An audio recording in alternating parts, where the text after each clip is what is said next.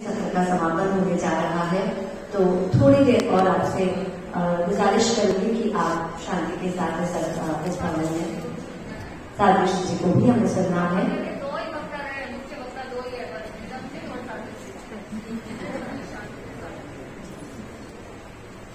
श्रेयस्करः सुखकरः सुमति प्रदाता सर्वप्रियो हितकरः सुसमाधिदाता सत्यव्रती श्रमयतेश्च महातपस्वी भूतः प्रभास्कर महाश्रमणः पुनातु। परम श्रद्धेय परम पावन आचार्य प्रवर के चरणों में श्रद्धा से वंदन। अतः विराजित साध्वी श्री कृष्णा कुमारी जी एवं सहवर्तिनी सभी साध्वी वृंद के चरणों में श्रद्धा से वंदन। सम्मानित मंच एवं हैदराबाद महिला मंडल की जागरूक नारी शक्ति एवं इधर हमारे हैदराबाद श्रावक समाज से समर्पित भाइयों से सभी से सादर जय जितेंद्र। आपकी पेशेंस को सबसे पहले प्रणाम करते हुए आगे बढ़ूंगी, क्योंकि लगभग 9:30 बजे से आप सभी यहाँ उपस्थित हैं और साध्वी जी आप अपने कमिटमेंट पर एज यूजुअल साध्वी जी का यशा जी का जो कमिटमेंट होता है आपने पूरा किया। कमिटमेंट हालांकि हमने मांगा नहीं था, लेकिन आपका शायद खुद से कमिटमेंट है, बड़े महाराज से आपने कमिट किया कि जैसे जैसे हम आगे जाएंगे हॉल भरते जाएगा, और वास्तव में वो हॉल भर ही गया था। सब्जेक्ट पर आते हैं क्षितिज। पिछले साल मैंने मेरी यात्रा की शुरुआत की थी मेरी प्रथम कार्यशाला, जो आंचलिक कार्यशाला थी विशाखापट्टनम में इन्हीं साध्वी जी की पावन सन्निधि में, जो था सफल संकल्प से सफलता तक। 1 वर्ष हमने सफल और परचम ये 2 कार्यशालाएं की, और परचम राष्ट्रीय अधिवेशन के रूप में उसकी पूर्णाहुति हुई, और उसके पश्चात हमने प्रारंभ किया क्षितिज।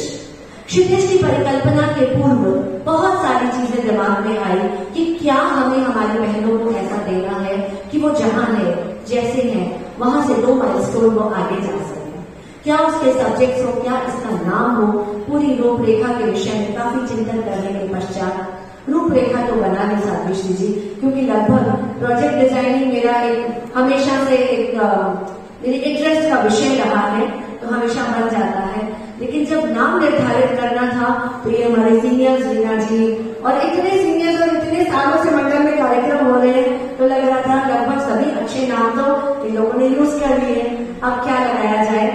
तो रात को एक दिन सोते सोते अचानक एक नाम ध्यान में आया, क्षितिज। बट फिर दिमाग में आया वाई क्षितिज, क्या है क्षितिज?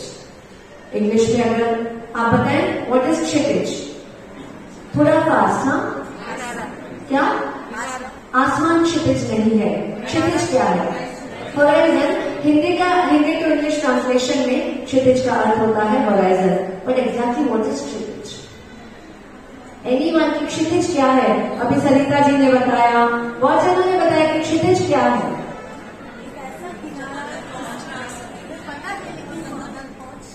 पता है लेकिन वहां पहुंच नहीं सकते। क्षितिज एक इल्यूजन है, क्षितिज रियलिटी नहीं है, क्योंकि क्षितिज वो सीमा रेखा है जहां धरती और आकाश मिलते हैं। क्या कभी धरती और आकाश मिलते हैं? नहीं मिलते। समंदर के पास जब हम जाते हैं हमें लगता है कि आसमान मिल रहा है उस पानी के साथ, लेकिन क्या वो वास्तविकता है? क्या पानी और आकाश कभी मिलता है? लेकिन हम उसे क्षितिज कहते हैं। क्यों कहते हैं? क्यों कहते हैं उसे क्षितिज?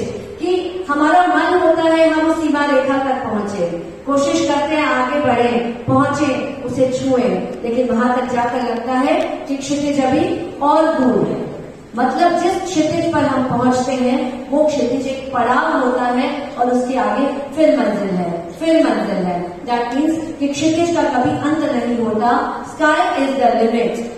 हम जहां जितना आगे जाएं, जाते ही रहे, ताउम्र हम जाते रहेंगे, लेकिन हमें मंजिल नहीं प्राप्त होती है। वही वास्तविक हमारी लाइफस्टाइल होनी चाहिए, क्योंकि अगर मंजिल मिल गई मतलब हम वहां ठहर गए, हमारा जीवन वहां रुक गया। So move on move on move on. और क्षितिज हमें नहीं मिलना चाहिए, दिखना चाहिए लेकिन मिलना नहीं चाहिए। तो क्षितिज इज एन इल्यूजन, और इल्यूजन हमें हमेशा आकर्षित करता है। जैसा कि ये जादू का पिटारा क्या था, जादू कुछ होता है क्या, इल्यूजन होता है, लेकिन इल्यूजन हमें आकर्षित करता है। वैसे ही क्षितिज का आकर्षण हमेशा बना रहना चाहिए। क्षितिज इंपॉर्टेंट इसलिए है, क्षितिज इंपॉर्टेंट किस लिए है, क्योंकि वहां हमें मिलन दिखता है। किसका मिलन? धरती और आसमान का मिलन। अर्थात वहां एक संधि हो रही होती है, मिलन होता है, चाहे हो या नहीं हो, हमें नजर आता है धरती और आकाश की संधि। संधि किस किसने ये वो अक्षर, ये शब्द सुना है, इसके बारे में जाना है, मुझे नहीं पता, लेकिन आज आपने हाथ खड़ा किया। संधि के विषय में किसी ने सुना है? मैं व्याकरण की संधि की बात नहीं कर रही हूं। व्याकरण में हम सब संधि या संस्कृत में हम संधि सुनते हैं, वो नहीं। संधि यानी हुआ वही कि मिलन। प्रतिक्रमण हम करते हैं, शाम को ही क्यों करते हैं, या सूर्योदय के समय ही क्यों करते हैं? सनातन परंपरा में भी अगर हम जाएं तो सूर्यास्त के समय ही दीपक क्यों करते हैं? जब सूर्य अस्त हो रहा हो, जब सूर्य मतलब सन सेट हो रहा, सनराइज खत्म हो रहा होता है, सनसेट शुरू हो रहा होता है, वो जो पीक पॉइंट होता है संधि का समय, उस वक्त ही दीपक करने का प्रावधान सनातन परंपरा में क्यों है? और हमारी परंपरा में प्रतिक्रमण करने का वही समय क्यों है?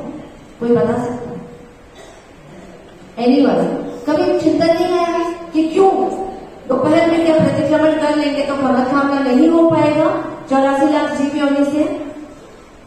इस टेबल को पता है, लेकिन मैं सदन से पूछ रही हूँ।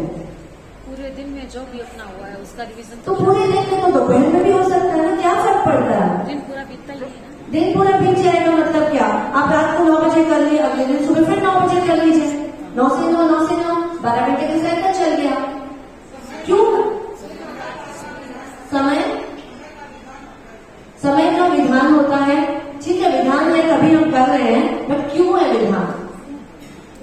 चलिए मैं बताती हूँ। जो संधि का समय है कि सूर्य छिप रहा होता है, वो संधि हो रही है, सनराइज और सनसेट की संधि हो रही होती है, और संधि का जो समय होता है वो बहुत पावरफुल होता है।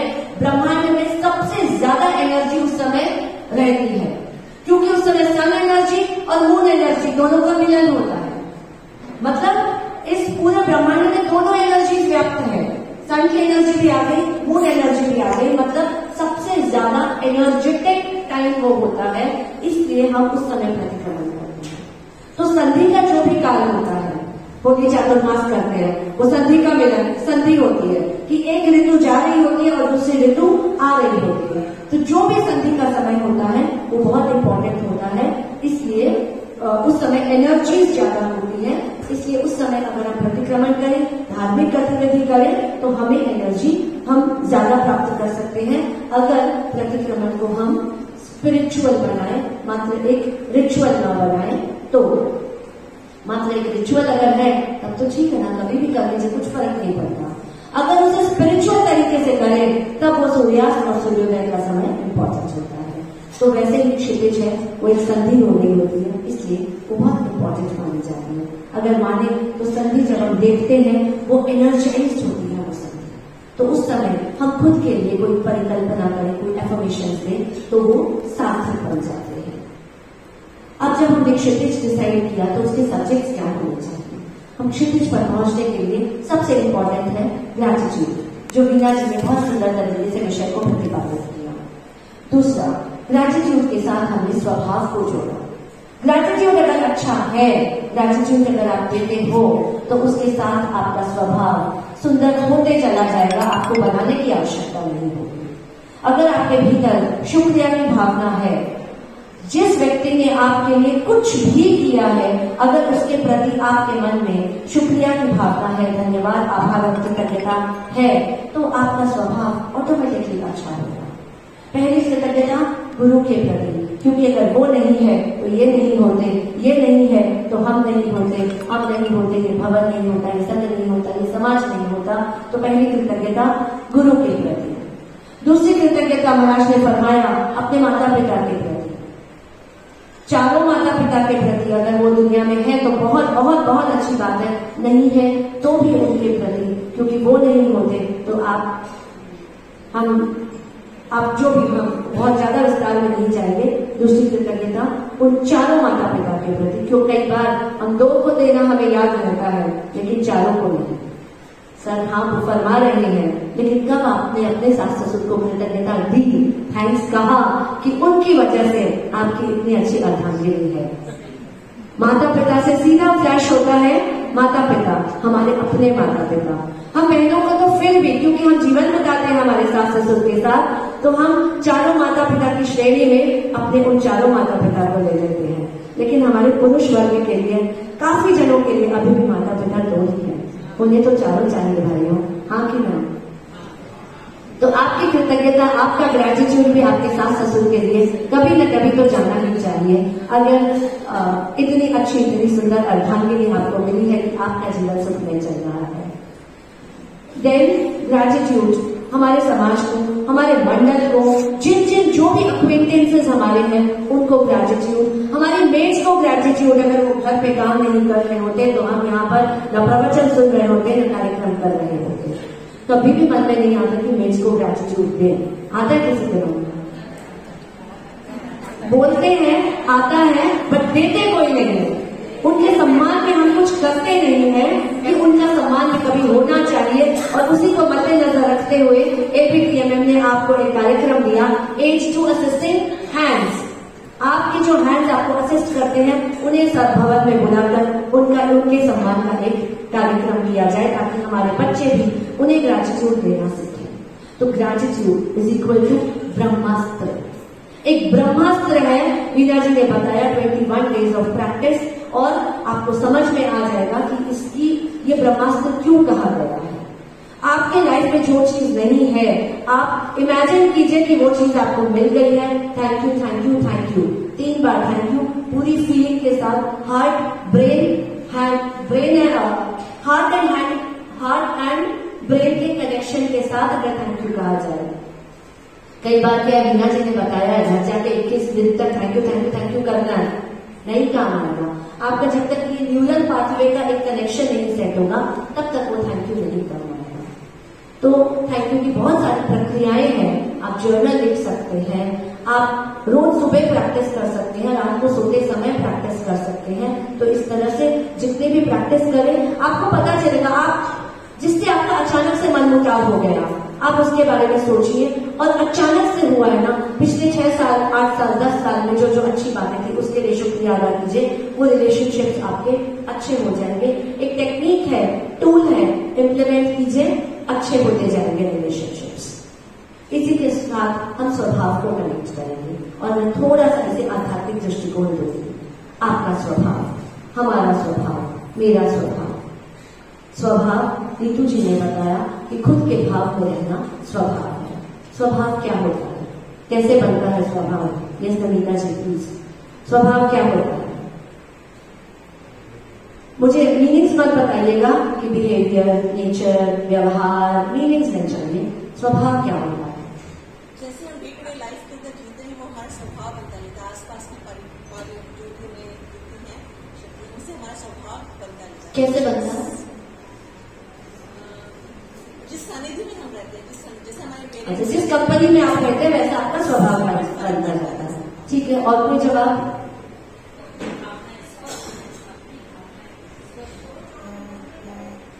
आंटी का सुनाई नहीं दे रहा है कोई?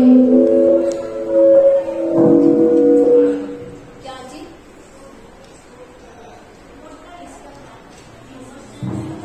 इमोशनल। अच्छा ठीक है, हम बहुत सिंपल डेफिनेशन है। जिस क्रिया को, जिस हैबिट को, जिस चीज को आप वर्षों तक करते चले जाते हैं, वो अल्टीमेटली आपके स्वभाव में कन्वर्ट हो जाता है।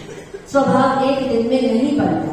कुछ संस्कार होते हैं जो कर्म के हिसाब से हमारे साथ चले आते हैं, वो हमारे कर्म होते हैं और संस्कार के रूप में हमें मिलते हैं।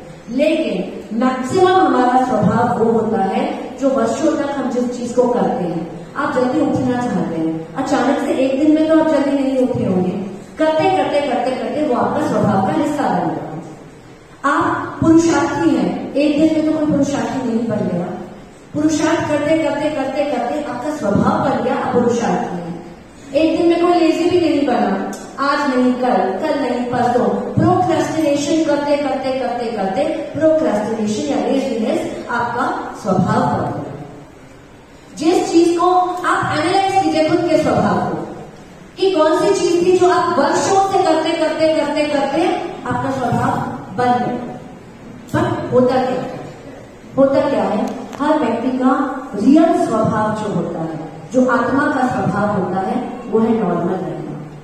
फॉर एग्जाम्पल पानी का क्या स्वभाव है? पानी का स्वभाव क्या है? रूम टेम्परेचर पे रहना। रूम टेम्परेचर पे रहना पानी का स्वभाव है। अगर उसे ताप मिले वो गर्म हो जाता है, अगर उसे फ्रिज में रख दे वो ठंडा हो जाता है। आत्मा का मूल स्वभाव है रूम टेम्परेचर पे रहना। आपका जो मूल स्वभाव है, हर व्यक्ति का मूल स्वभाव यही है, रूम टेम्परेचर पे रहना। जैसे ही बाहर से फायर अटैक होती है आप हीटेड हो जाते हैं, और अगर कोई शीतलता अटैक होती है आप शांत हो जाते हो, खुश हो जाते हो, उत्साहित हो जाते हो। राइट और कोई हर व्यक्ति को अगर पूछे आपका स्वभाव, हाँ मुझे गुस्सा बहुत आता है, गुस्सा बहुत आता है, बहुत जन कहेंगे, पर गुस्सा होना आपका स्वभाव है ही नहीं, क्योंकि आप कंसिस्टेंटली गुस्से में रह सकते हो क्या? 24 घंटा गुस्सा कर सकते हो, 2 साल कर सकते हो, 5 साल कर सकते हो, कंसिस्टेंटली आप गुस्सा कर ही नहीं सकते। किसी का क्षण पे डिपेंड करता है, किसी का 10 सेकंड में शांत होगा, किसी का 10 मिनट में, किसी का 10 घंटे में, किसी का 10 दिन में, किसी का 10 महीने में, बट आप नॉन स्टॉप गुस्सा नहीं रह सकते। दैट मीन्स आपका मूल स्वभाव नहीं है गुस्सा होना। आप ध्यान दीजिएगा बात में, आपका किसी का भी मूल स्वभाव नहीं है गुस्सा होना, बट एक एक्सटर्नल फैक्टर आते ही हमें गुस्सा आ जाता है, बाहर की हीट आती है। दैट इज इक्वल टू हमारे पापों का उदय होता है। हमारे कषाय वहां पर उग्र हो जाते हैं, क्योंकि बाहर से वैसा ही एक अटैक आता है और हमारे कषाय और हमारे पाप का उदय। और इधर क्या होता है, अगर हम शीतल फ्रिज का पानी भी क्या हमेशा ठंडा रह सकता है? नहीं रह सकता। जैसे रूम टेम्परेचर पे रखोगे आप 4 घंटा, 3 घंटा, 2 घंटा, वो रूम टेम्परेचर पे आएगा ही आएगा। एक्सटर्नल फैक्टर ने उसको ऐसा बना, मतलब पुण्योदय। आप बहुत उत्साही, आपका सेरोटोनिन, डोपामिन, किसी ने सुना होगा, हमारे जो हैप्पी हार्मोन्स होते हैं सेरोटोनिन और डोपामिन, वो बम्प मारते हैं, खूब सारे एकदम मल्टीप्लाई हो जाते हैं, पर वो हमेशा मल्टीप्लाई नहीं रहते हैं। तो वो जो खुशी है, सुख है, वो हमारे पुण्य का उदय है, और हम कुछ टाइम के लिए खुश हो जाते हैं। तो इन दोनों चीजों को बैलेंस करते हुए हमें समभाव में जो रहते हैं वही हमारा एक्चुअल स्वभाव है। किसी को कोई नेगेटिव बात है या कुछ आपके पास कोई ऑल्टरनेट आंसर है तो आप दे सकते हैं। तो मैंने ये क्लियर कर दिया कि स्वभाव क्या है। कंटिन्यूअस जो आप कर रहे हैं वो आपका स्वभाव है, मतलब आपके हैबिट्स। ठीक है, अब हैबिट को ब्रेक करना क्या इतना इजी है? कौन बोलता है कि हम अपने हैबिट्स को 2-4 महीने 6 महीने में ब्रेक कर लेंगे? हम 8 बजे तक उठते हैं, हम 4 महीने में 6 बजे उठना शुरू कर देंगे। एनीवन? तो हम बातें तो करते हैं ना कि हैबिट्स चेंज कैसे करें, और चेंज अगर हो ही नहीं सकता तो इतना बड़ा शिफ्ट करने की आवश्यकता है? बदल तो हम सकते ही नहीं है खुद को। हम जैसे थे 10 साल पहले वैसे ही आज है, तो what is the use? Time, money, energy, और आज का इतना श्रम, हमारा इतना आना, सब कुछ वेस्ट। क्या हम हैबिट्स को चेंज कर सकते हैं? मुश्किल। It's not easy. बहुत श्रम करना है, बहुत पेशेंस रखना है, तब जाकर हैबिट्स चेंज होगी। लेकिन हैबिट्स को तोड़ना मुश्किल है, नई हैबिट्स को बिल्ड करना मुश्किल नहीं है। एक रेखा खींच लीजिए कि यहाँ जो आपको हैबिट्स को ब्रेक करना है, आपको जल्दी उठना है, आप कॉन्सेंट्रेट कीजिए। नहीं उठ पाएंगे, 25 साल में नहीं उठ पाए, 30 साल में नहीं उठ पाए, तो कल क्या उठ जाएंगे? नहीं उठ पाएंगे। आपको नई हैबिट को बिल्ड करना है कि आपको रात को जल्दी सोना, आपको इस हैबिट को बिल्ड करना है। आपको पतला होना है, आप 15 साल से सोच रहे वजन घटाएं, नहीं घट रहा है, कुछ नहीं होगा। उस हैबिट को छोड़ दीजिए, नई हैबिट डेवलप कीजिए कि आपको नेगेटिविटी छोड़ दीजिए कि मुझे क्या चेंज करना है। मुझे नया क्या करना है, मुझे नया आज की डाइट प्लान क्या है, आज की वॉकिंग क्या है। तत्व ज्ञान सीखना था, नहीं हो पा रहा, समय हो ही नहीं पा रही है, नहीं होगी। कल से सिर्फ 5 मिनट का संबल लेना शुरू कीजिए। नई हैबिट बनाइए, 5 मिनट का संबल, 11 मिनट का संबल लेना शुरू कीजिए। जो भी हैबिट आपको ब्रेक करनी है उसके ऑपोजिट में आप एक नई हैबिट को बिल्ड कर लीजिए। वो धीरे धीरे आपकी जो बैड हैबिट्स है वो अपना अस्तित्व खो देगी। आपको बहुत अगर गुस्सा आ रहा है, उसके ऑपोजिट में आप गुस्सा कम करना है, आपका सबकॉन्शियस माइंड ना कम ये शब्द समझता ही नहीं है। हे भगवान मुझे बीमारी ना दे, हे भगवान मुझे बीमारी ना दे। आपका सबकॉन्शियस माइंड में नो शब्द नहीं है, आप सबको पता है। आपके सबकॉन्शियस माइंड में नो वर्ड नहीं है, डिक्शनरी नहीं है। तो मतलब सबकॉन्शियस माइंड क्या ले रहा है? बीमारी देना, मुझे बीमारी दो, मुझे बीमारी दो, मुझे बीमारी दो। तो जो ये NO वर्ड है वो ग्रैटिट्यूड की या आपके सबकॉन्शियस माइंड की डिक्शनरी में नहीं है। तो आपकी शब्दावली पे आप ध्यान देंगे तो आपका स्वभाव परिवर्तित होता चला जाएगा। आपकी शब्दावली पॉजिटिव, मैं स्वस्थ बनूं, मैं स्वस्थ हूं, ये आपका चिंतन होना चाहिए। मुझे बीमारी ना हो, ये आपका चिंतन नहीं होना चाहिए। किसी भी चीज में ना वर्ड आपको यूज नहीं करना है, क्योंकि वो एफर्मेशन आपका सबकॉन्शियस माइंड उल्टा काम करता है। तो इस तरह से मैं भूल जाती हूँ कि मैं कहाँ थी, तो सामने वाले को याद दिलाना पड़ता है। हाँ, लेकिन आप याद दिला रहे, मुझे तो इनसे पूछना था। तो नई हैबिट्स को आपको बिल्ड करना है, ये एक आपका कॉन्सेप्ट होगा। अब आपका जो स्वभाव का इफेक्ट है वो लोगों पर सिर्फ 2 तरीके से पड़ता है, सिर्फ 2 तरीके से पड़ता है। तीसरा इंटरनल वगैरह वो चेंजेस के लिए बहुत समय लगेगा, लेकिन तीसरी कोई भी विधा नहीं है जिससे इफेक्ट पड़े। पहला कम्युनिकेशन और दूसरा बॉडी लैंग्वेज।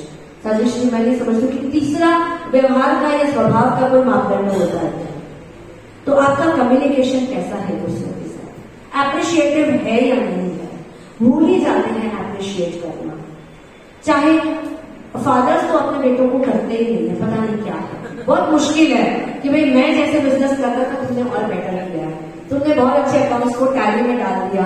बहुत मुश्किल है फादर्स के लिए अपने बेटों को अप्रिशिएट करना। मदर्स तो फिर भी मैं देखती हूँ कि कर देती है कि फलका अच्छा बनाया, ये अच्छा किया, वो अच्छा किया। तो वेरी डिफिकल्ट फॉर फादर्स, क्योंकि इतनी बड़ी सत्ता को आपने इतने सालों तक वन हैंडेड संभाला है, अचानक बिठा के चेंज कर दिया, तो अप्रिसिएशन कैसे। पर वो 2 वर्ड्स ऑफ एप्रिसिएशन आपके बिजनेस को, आपके बेटे के कॉन्फिडेंस को डबल बूम देगा। तो किसी को भी, स्पेशली संस्था में काम करते वक्त, आपका एप्रिसिएशन बहुत मैटर करता है और वो दर्शाता है कि आपका स्वभाव सुंदर है, मधुर है। तो इसी तरह से कम्युनिकेशन स्किल्स अगर जब सावित्री जी या जो भी चरित्र आत्माएं आपको बताते हैं, या आप खुद का एनालाइजेशन, बताई हुई चीजें एक बार के लिए इफेक्ट करती है। पर उन चीजों को अगर आप घर जाके सोचें, 5 गुड टॉक्स अबाउट योरसेल्फ सुबह, 5 good talks about yourself, and आप अपने सबसे बड़े क्रिटिक बन सकते हो। क्या आपने ऐसा किया कि आप खुद को रिस्पेक्ट कर सकते हो? क्या आपने ऐसा कुछ किया कि आप खुद को अवार्ड दे सकते हो?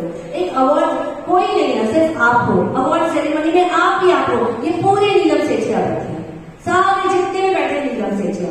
मैं एंकर हूं, मैं भी नीलम सेठिया हूं, लेने वाले भी नीलम सेठिया, सब कोई नीलम सेठिया। अब मैं ही जज हूं, नीलम सेठिया एक जज है कि अब नीलम सेठिया चेक करेगी क्या नीलम सेठिया अवार्ड लेने के लायक है, क्या वो गुड ह्यूमन बीइंग है, क्या उसके कम्युनिकेशन स्किल्स अच्छे हैं, क्या वो लड़ाई झगड़ा गुस्सा करती है, क्या वो 18 पाप को धीरे धीरे अपने कम कर पा रही है। अगर जवाब यस आता है तो यस, आप जीत गए। और आता है कि आपको लगता है नहीं, नीलम सेठिया वर्थ नहीं है इस अवार्ड में, कोई भी दूसरा आपको जज नहीं कर सकता, आप खुद आपको जज करोगे, और वो भी रात को सोते समय या सुबह उठते समय, जब आपकी जजमेंट की जो प्रक्रिया होगी ना वो बहुत सुपर स्ट्रॉन्ग होगी। क्योंकि आप सारे निवृत्त काम निवृत्त करके बेड पे जा चुके हो रहे हो, अब रिलैक्स हो रहे हो, बशर्ते आप फोन को थोड़ा दूर चार्ज में लगा दो, थोड़ा सा दूर जहां आपका हाथ नहीं जाए। आपको आलस आए फोन को हाथ में लेने के लिए। सावित्री, आप क्या टेक्निक बताते हैं भविष्य में मुझे नहीं पता। हम सबकी बहुत बड़ी प्रॉब्लम है खाने की पोर्सी, हम बहुत आसानी से कर लेते हैं, 2 पोर्सी भी कर लेते हैं, मोबाइल की एक कोर्स की जब हम देते हैं बेटियों को, इतनी डिफिकल्ट है, बोले खाने वाली इजी है वो कर लेंगे, मोबाइल की बहुत डिफिकल्ट है। मतलब 3 घंटा भी उससे दूर नहीं रह सकते हैं, तो कहाँ से सेल्फ टॉक, कहाँ से सेल्फ लव, कहाँ से सेल्फ एफर्मेशन, क्योंकि हम हमेशा मोबाइल के साथ जी रहे हैं, ना परिवार के साथ जी रहे हैं, ना बिजनेस के साथ जी। जेंट्स का बिजनेस सैंपल होता है क्योंकि उनको लास्ट वाला गेम, लास्ट वाला कुछ ना कुछ देखना होता है, कस्टमर 2 मिनट लास्ट का गेम चल रहा है, आ जाए, देखा है ये देखा है। तो इस प्रकार की बहुत सारी छोटी छोटी बातें हैं जो आगे के सत्र में आप और हम मिलकर डिस्कस करेंगे कि कैसे इन चीजों से निजात पाई जा सकती है।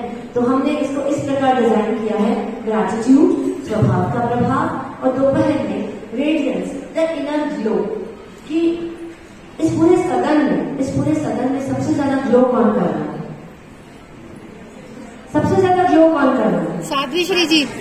साध्वी श्री जी। न तो कभी सैलून गए, न कोई फेस वॉश यूज किया, न शैम्पू यूज किया, न डॉक्टर, कुछ भी नहीं किया, फिर भी वो ग्लो हो रहा है। नॉट बिकॉज उनके कपड़े इतने बनते हैं, क्योंकि भीतर ग्लो होता है। तो किस प्रकार हमारे भीतर भी वो ऐसा ग्लो आए कि हमें सैलून, ब्यूटी पार्लर जाने की आवश्यकता ना पड़े या कम पड़े, ऐसा कुछ हम डिसाइड करेंगे। एंड लास्ट के सत्र में हम जानेंगे हमारी संस्थागत एक्टिविटीज, कि हमारे फ्यूचर में आने वाले प्रोजेक्ट्स कौन कौन से हैं, कैसे छोटे क्षेत्र और बड़े क्षेत्र उन प्रोजेक्ट्स को आगे लेकर जा सकते हैं, क्या संस्था की रीति नीति है, और आपकी तरफ से भी अगर किसी भी प्रकार का कोई भी प्रश्न है तो एबीटीएमएम की पूरी टीम आपके समक्ष उपस्थित होगी। आप किसी भी प्रकार का जिज्ञासा, समाधान, शिकायत, सुझाव कुछ भी कर सकेंगे। साध्वी श्री आपके चरणों में अनंत अनंत कृतज्ञता। हैदराबाद महिला मंडल की जागरूक अध्यक्ष अनीता जी और मंत्री श्वेता जी, आपके नेतृत्व में हैदराबाद महिला मंडल ने इतना सुंदर कार्यक्रम आयोजित किया। तो आप दोनों को, हैदराबाद महिला मंडल की पूरी टीम को बहुत बहुत साधुवाद देते हुए, और मैं जानती हूँ कि साध्वी श्री जी आपका, साध्वी श्री गल्पेशा जी का, सर्वत्री सभी साध्वी वृंद का अनन्य श्रम लगा है। किसी भी कार्यक्रम जब आता है आपके पास, हम जानते हैं कि आप उसको निष्पत्ति परक बनाने में और क्रिएटिव तरीके से निष्पत्ति परक बनाने में आप सभी जुट जाते हैं। तो आपके श्रम को प्रणाम करती हूँ, वंदन करती हूँ।